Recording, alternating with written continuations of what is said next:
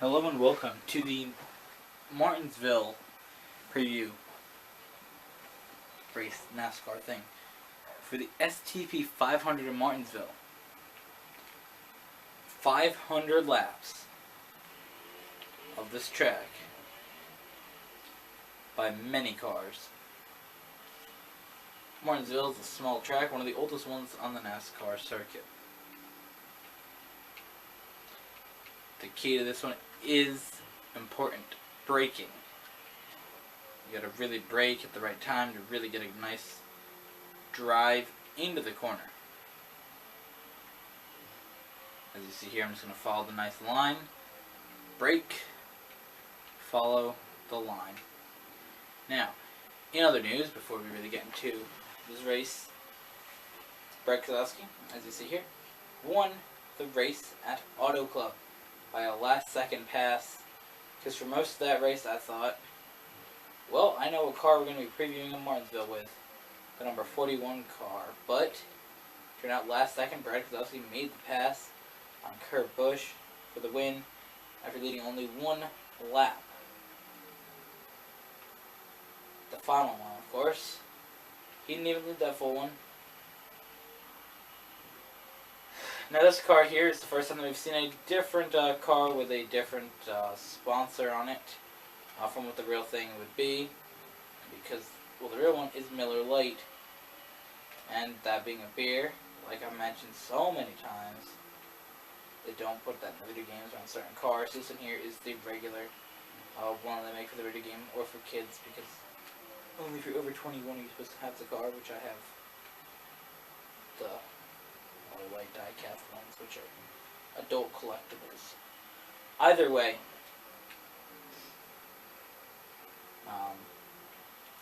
thought that would have been a different outcome of the race, and this would have been different to preview. Either way, we go from one of the biggest tracks in NASCAR to the smallest little track.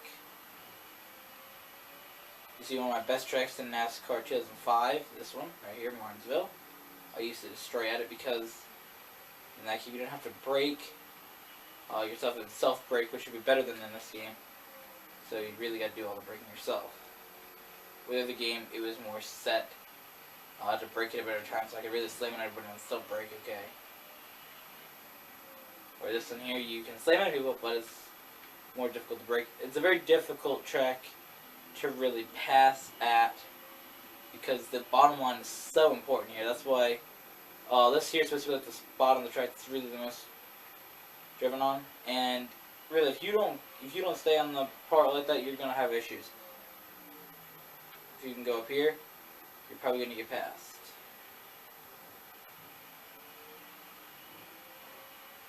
I've never made a pass up there on this track, because really you want that bottom line. So if you get forced up here, going to be an issue. Pole sitter for the race, Brett Keselowski's teammate Joey Logano, 500 winner. Also pole sitter for Atlanta.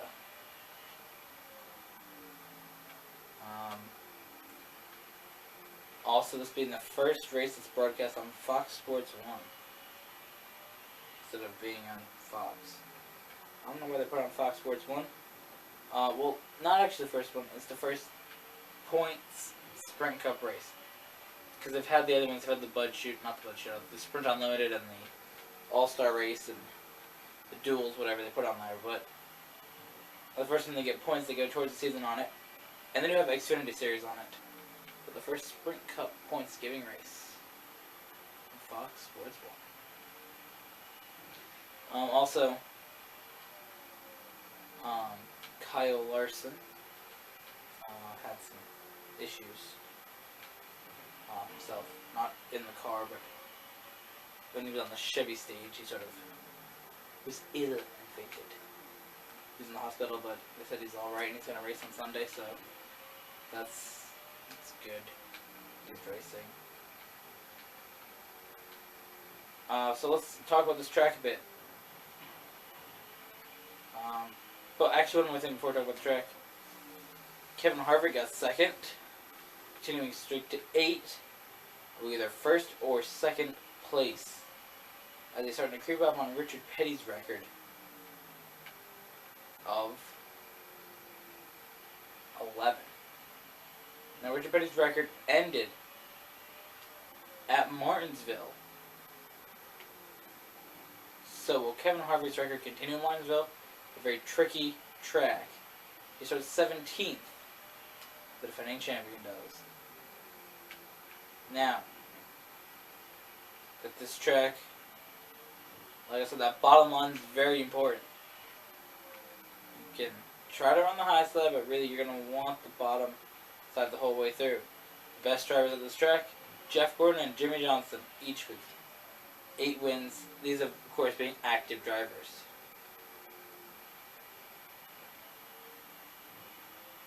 The previous winner of the spring race, Kurt Busch, which would be this race. The previous winner of the race at Martinsville, Dale Earnhardt Jr. So who will add a clock to their collection of trophies and cool stuff that they get from racing? The clock is one of the most wanted trophies for one of the most difficult tracks to get it at, too.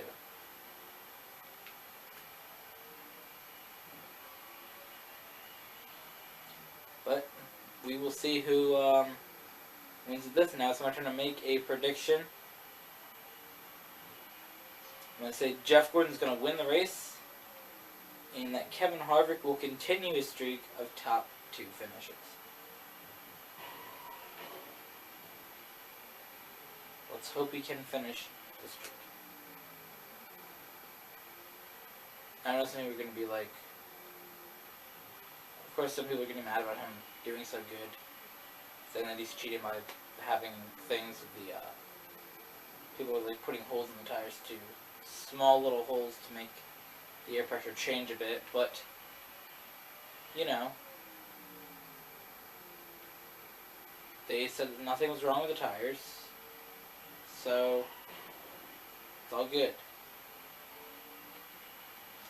Hopefully Kyle Larson can do better at this track too, being my favorite driver. I hope he can, you know, do good in Martinsville. Typically he doesn't, because it's not really his type of track, he does not really run well at the track, so you have to, like, there's one known spot that you really have to all drive at. But he is starting 7th, so I think he understands the track a bit better than he did the last 2 races there. The last time he wrecked in the fall race, he wrecked and finished a few laps down. By the way, that's all we have for you this week. And we won't be doing this video next weekend because it's Easter. So we'll see you in 2 weeks for the preview of Texas. And thank you for watching. Have a good Easter break from these videos. And yeah, we'll see you then. We'll see who wins. And get ready to preview it. Get ready to watch the next preview. Thank you guys for watching. See you later. Get this stupid thing fixed up again. Okay, so I know that I'm like, oh, we're done now, whatever, but I feel like it's important to mention 2 big things for this race that have changed since I recorded the first segment. Now, I'm just going to tell you one thing about when I record these videos. Typically, I record them, and then, you know, one little thing might happen, like one person might crash during practice. Like the week before, Carlotta's had crashed during practice, but then qualified. So I don't actually know why I didn't mention that, but either way. Typically if a car will crash after something, or somebody has to go to the back of the field, I don't really mention that. But because I recorded the day, like right after qualifying. Qualifying will be over. I'll have watched qualifying, or at least know who qualified, because this week I missed it. But I'm actually going to watch it now because they're rerunning it before the race. So I missed it, the end of it, because it was pushed back due to rain. I paused it. Well, we had to do something else. So I missed the segment of it, the ending part, the final round. And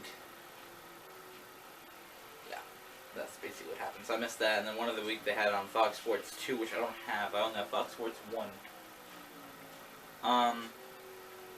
Either way, back here with the 2-car.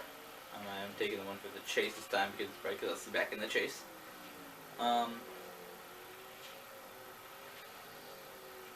Kyle Larson, who I know was mentioned in the first part that he had fainted during a Chevy thing. So I found out more of what he did. It wasn't during a Chevy stage thing, which it originally said it was. I don't know why I said it was a Chevy stage thing, but it actually was a trailer. His autograph trailer, because they're coming out with a new thing soon that's going to be big tents and all the stuff's going to be set up in it. So the trailers don't have to go there, but for now they're still using the trailers. So he's signing autographs in the trailer and fainted. I said that he was okay. The doctors checked him, said he was okay, and that he was going to race. That has changed. He's still fine. But the doctors decided that it'd be better if he didn't race.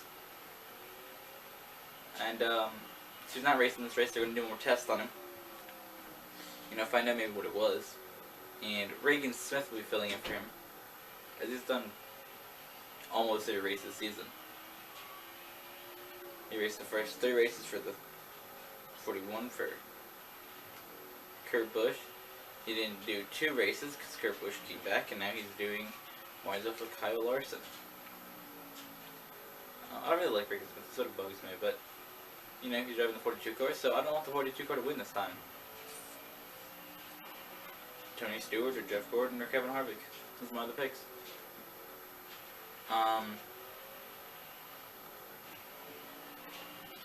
And finally, I forgot to mention that Chase Elliott had qualified for his first Sprint Cup race in Martinsville.